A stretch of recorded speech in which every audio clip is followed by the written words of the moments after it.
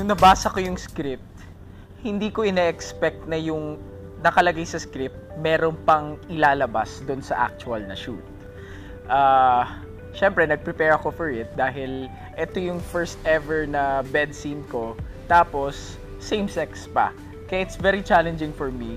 Kaya it took time for me to really practice and really know the scene that I'm gonna be doing.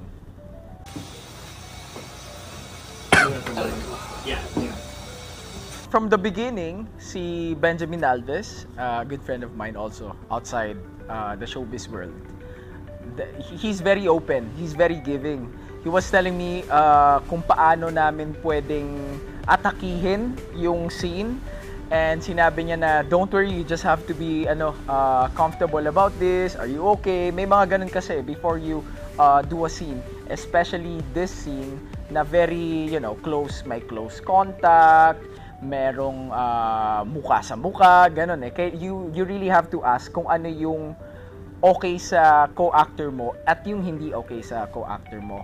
In our case naman, Benjamin Alves is very giving, napakabait and very communicative siya eh, kung paano namin gagawin nga yung scene na to. So yun, naging seamless siya, but of course, yung kaba, sumasabog dito eh. Kasi yun nga, unang-una, first time ko gagawin yung bed scene, same sex pa. Kaya ang dami kong iniisip, paano ba yung dynamics nito? Paano ko ba ipapakita sa kanya? And then the script also, kailangan mong mag-refer sa script kung paano yung emosyon niyan. And there are a lot of people, of course, inside the set. So you really have to adjust and you really have to know kung saan yung daming moving parts per se. So yun, it was a challenging part, it was a challenging scene for me and of course kay Benjamin, but somehow nalagpasan namin yun.